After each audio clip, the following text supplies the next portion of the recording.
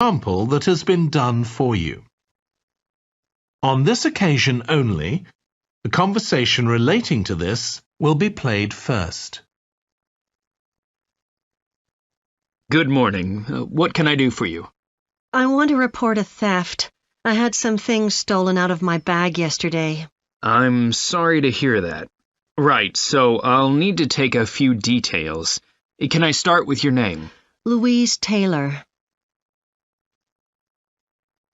The woman's name is Louise Taylor. So Taylor has been written in the space. Now we shall begin. You should answer the questions as you listen because you will not hear the recording a second time. Listen carefully and answer questions 1 to 3. Good morning. What can I do for you? I want to report a theft. I had some things stolen out of my bag yesterday. I'm sorry to hear that. Right, so I'll need to take a few details. Can I start with your name? Louise Taylor. Okay, thank you. And are you resident in the UK? No, I'm actually Canadian, though my mother was British. And your date of birth? December 14th, 1977. So you're just visiting this country? That's right.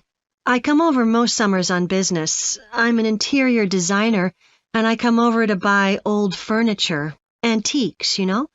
There are some really lovely things around here, but you need to get out to the small towns. I've had a really good trip this year, until this happened. Okay. So you've been here quite a while? Yes, I'm here for 2 months. I go back next week. So, may I ask where you're staying now? Well, at present, I've got a place at Park Apartments. That's on King Street. I was staying at the Riverside Apartments on the same street, but the apartment there was only available for 6 weeks, so I had to find another one. Okay. And the apartment number? 15. Right. Before you hear the rest of the conversation, you have some time to look at questions 4 to 10.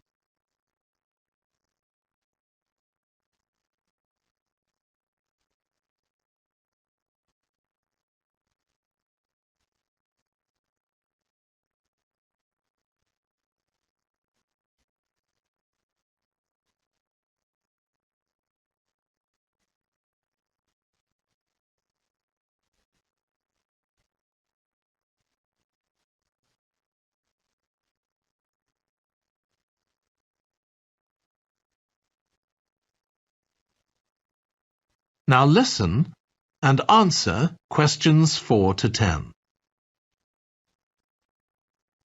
Now, I need to take some details of the theft. So, you said you had some things stolen out of your bag? That's right. And were you actually carrying the bag when the theft took place? Yes. I really can't understand it. I had my backpack on, and I went into a supermarket to buy a few things, and when I opened it up, my wallet wasn't there. And what did your wallet have in it? Well, fortunately, I don't keep my credit cards in that wallet. I keep them with my passport in an inside compartment in my backpack, but there was quite a bit of cash there, about £250 sterling, I should think. I withdrew £300 from my account yesterday, but I did a bit of shopping, so I must have already spent about £50 of that. Okay. At first I thought, oh, I must have left the wallet back in the apartment. But then I realized my phone had gone as well. It was only a week old, and that's when I realized I'd been robbed. Anyway, at least they didn't take the keys to my rental car. Yes. So, you say the theft occurred yesterday? Yes. So that was September the 10th? And do you have any idea at all of where or when the things might possibly have been stolen? Well, at first I couldn't believe it because the bag had been on my back ever since I left the apartment after lunch. It's just a small backpack, but I generally use it when I'm traveling because it seems safer than a handbag. Anyway, I met up with a friend. and we spent a couple of hours in the museum. But I do remember that as we were leaving there, at about 4 o'clock, a group of young boys ran up to us, and they were really crowding round us, and they were asking us what time it was. Then, all of a sudden, they ran off. Can you remember anything about them? The one who did most of the talking was wearing a T-shirt with a picture of something. Let's see. A tiger. Right. Any idea of how old he might have been? Around 12 years old? And can you remember anything else about his appearance? Not much. He was quite thin. Color of hair? I do remember that. He was blonde. All the others were dark-haired. And any details of the others? Not really. They came and went so quickly. Right. So what I'm going to do now is give you a crime reference number so you can contact your insurance company. So this is 10 digits. 87954-82361. Thank you. So, should I contact... That is the end of section 1. You now have half a minute to check your answers.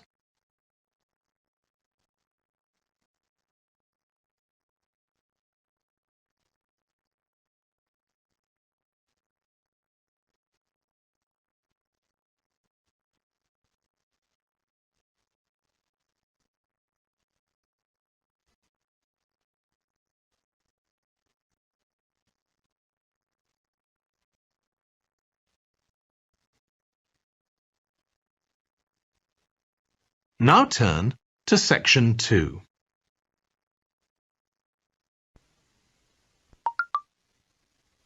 Section 2. You will hear a manager giving a welcome talk to a group of apprentices who are starting their training at the company. First, you have some time to look at questions 11 to 14.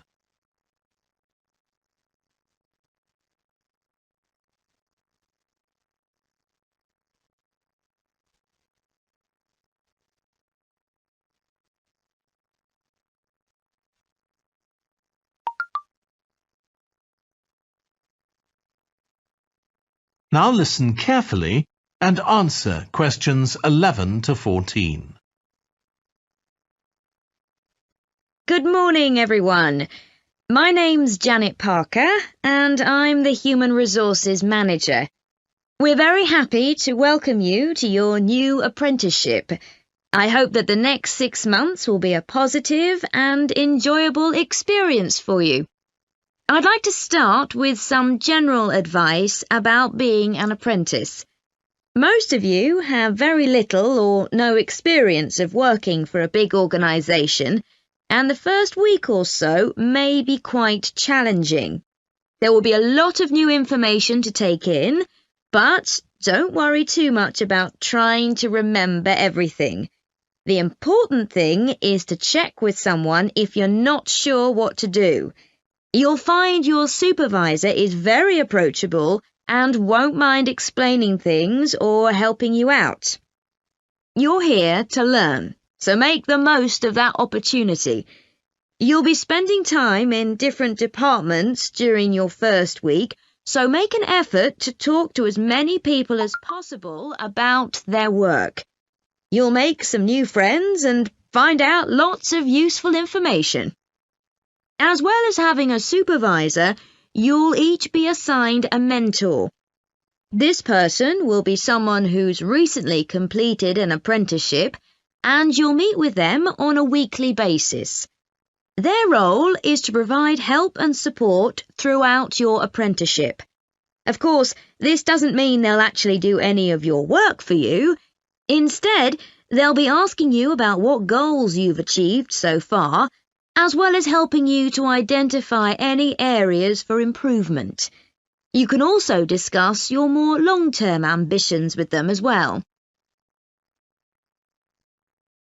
Before you hear the rest of the talk, You have some time to look at questions 15 to 20.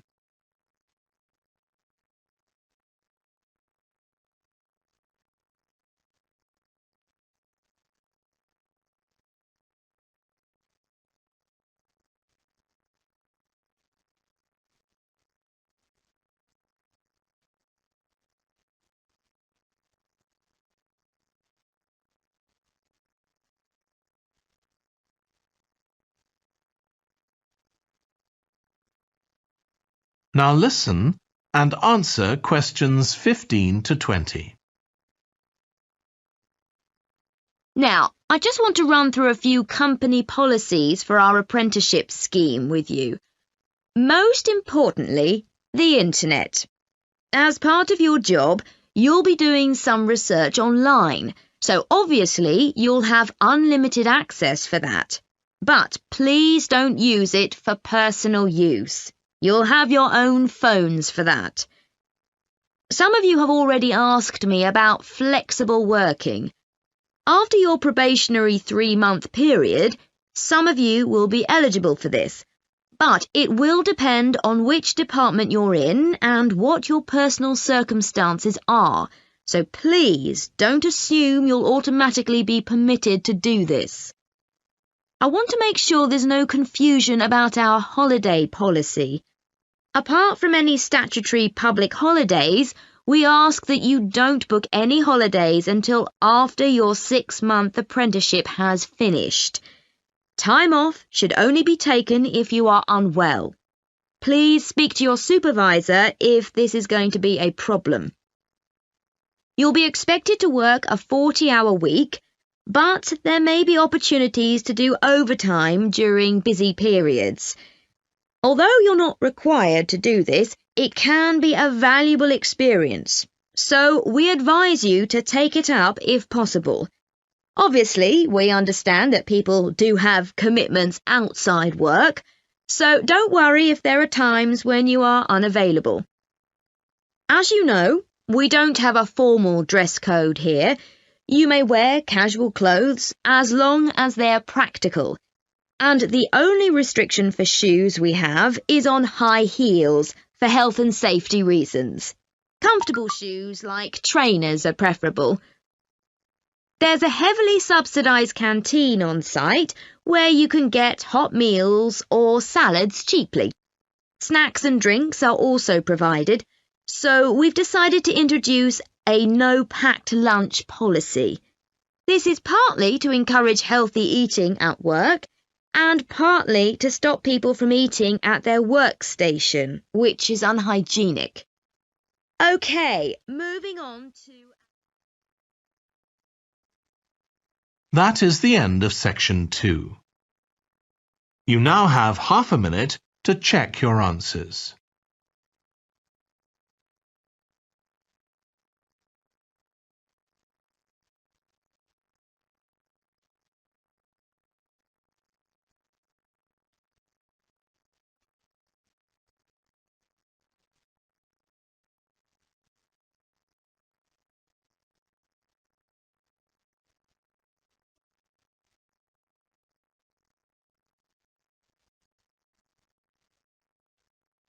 Now turn to section 3.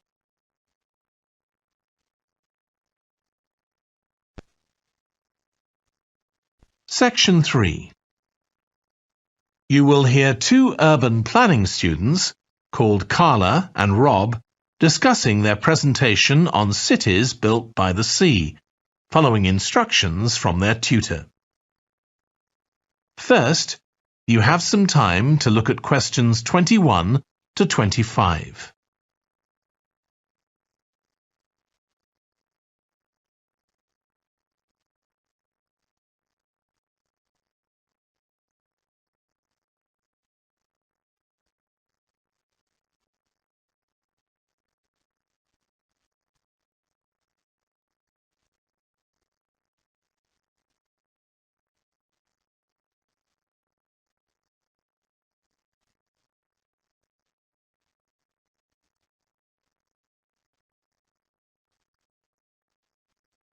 Now listen carefully and answer questions 21 to 25.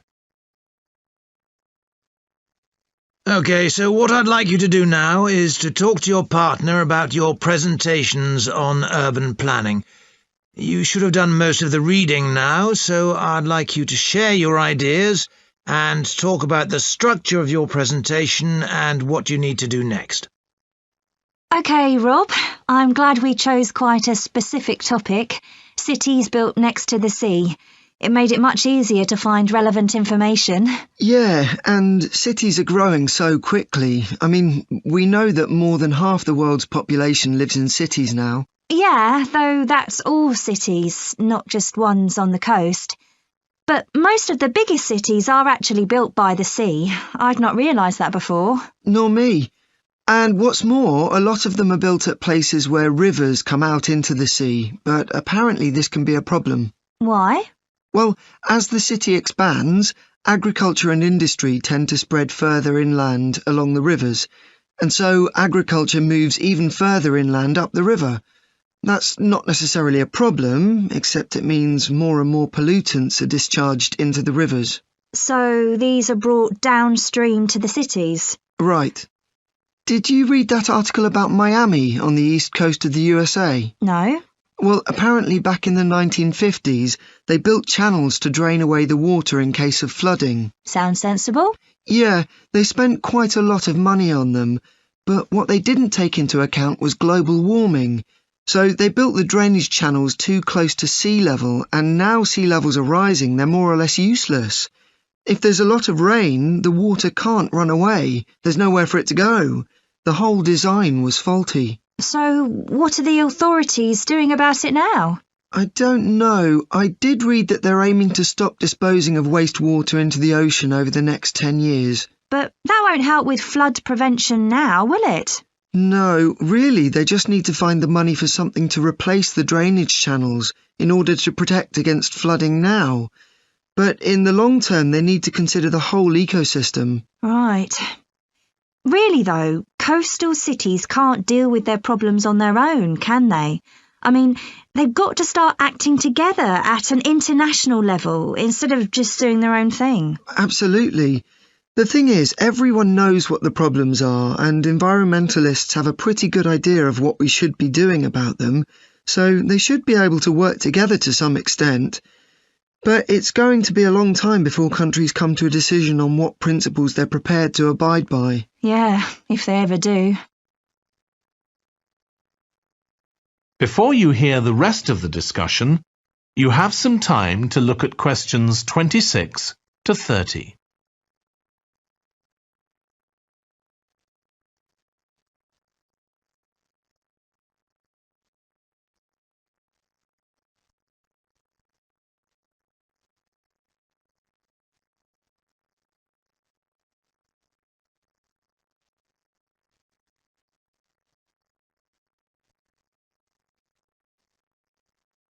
Now listen and answer questions 26 to 30.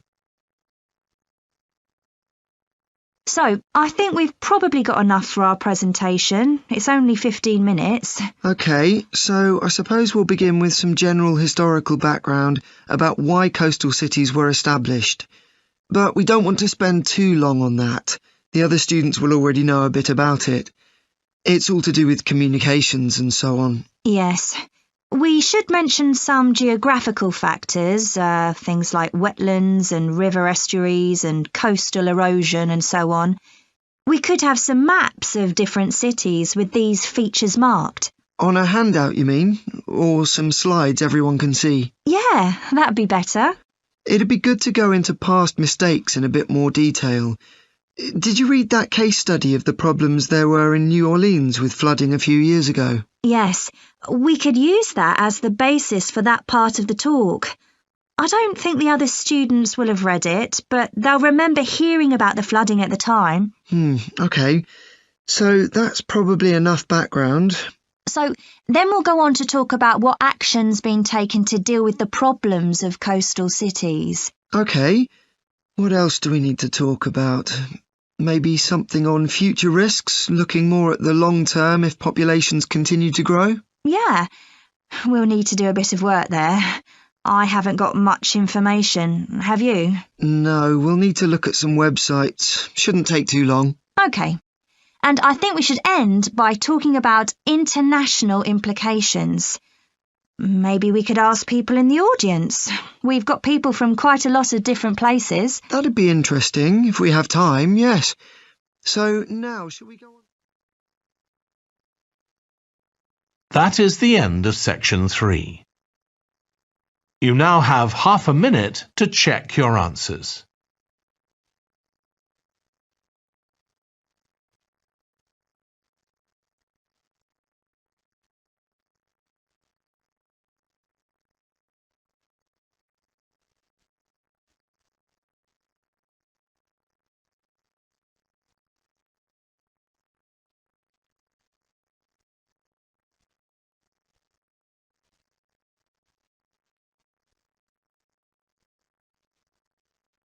Now turn to section 4.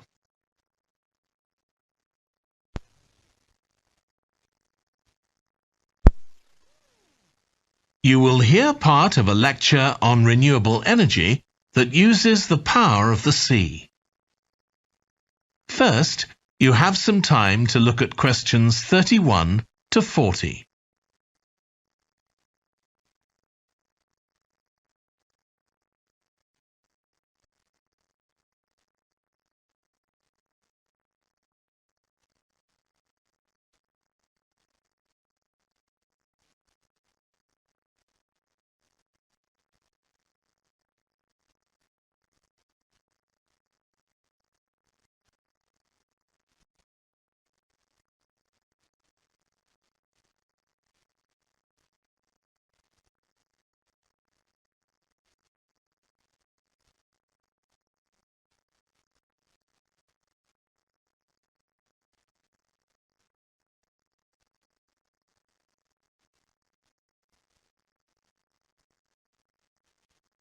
Now listen carefully and answer questions 31 to 40.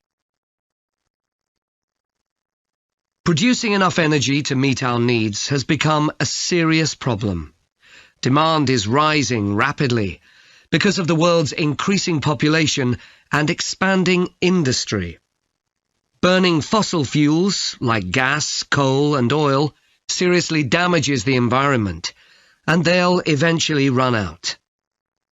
For a number of years now, scientists have been working out how we can derive energy from renewable sources, such as the sun and wind, without causing pollution. Today, I'll outline marine renewable energy, also called ocean energy, which harnesses the movement of the oceans. Marine renewable energy can be divided into 3 main categories: wave energy, tidal energy, and ocean thermal energy conversion. And I'll say a few words about each one.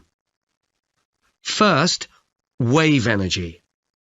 Numerous devices have been invented to harvest wave energy, with names such as Wave Dragon, the Penguin, and Mighty Whale.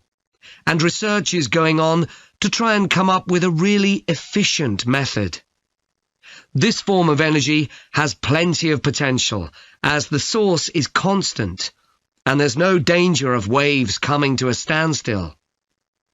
Electricity can be generated using onshore systems, using a reservoir, or offshore systems.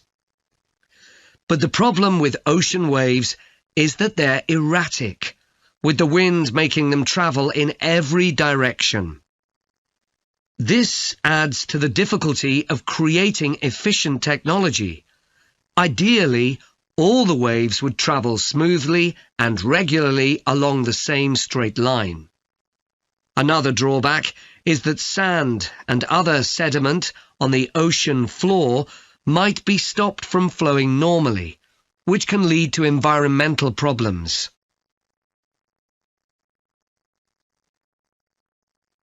The second category of marine energy that I'll mention is tidal energy. One major advantage of using the tide rather than waves as a source of energy is that it's predictable. we know the exact times of high and low tides for years to come. For tidal energy to be effective, the difference between high and low tides needs to be at least 5 meters, and this occurs naturally in only about 40 places on Earth. But the right conditions can be created by constructing a tidal lagoon, an area of seawater separated from the sea. One current plan is to create a tidal lagoon on the coast of Wales. This will be an area of water within a bay at Swansea, sheltered by a U-shaped breakwater, or dam, built out from the coast. The breakwater will contain 16 hydro turbines, and as the tide rises, water rushes through the breakwater, activating the turbines, which turn a generator to produce electricity. Then, for 3 hours as the tide goes out, the water is held back within the breakwater, increasing the difference in water level until it's several meters higher within the lagoon than in the open sea. Then, in order to release the stored water, gates in the breakwater are opened. It pours powerfully out of the lagoon, driving the turbines in the breakwater in the opposite direction and again generating thousands of megawatts of electricity. As there are 2 high tides a day, this lagoon scheme would generate electricity 4 times a day, every day, for a total of around 14 hours in every 24, and enough electricity for over 150,000 homes.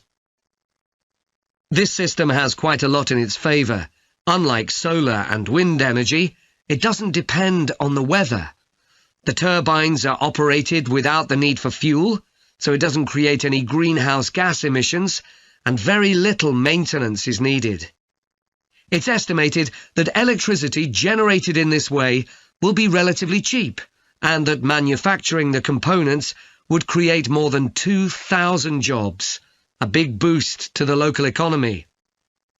On the other hand, there are fears that lagoons might harm both fish and birds, for example by disturbing migration patterns and causing a build-up of silt, affecting local ecosystems.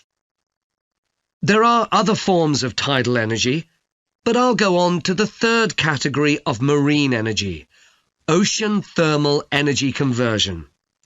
This depends on there being a big difference in temperature between surface water and the water a couple of kilometres below the surface, and this occurs in tropical coastal areas. The idea is to bring cold water up to the surface using a submerged pipe. The concept dates back to 1881, when... That is the end of section 4. You now have half a minute to check your answers.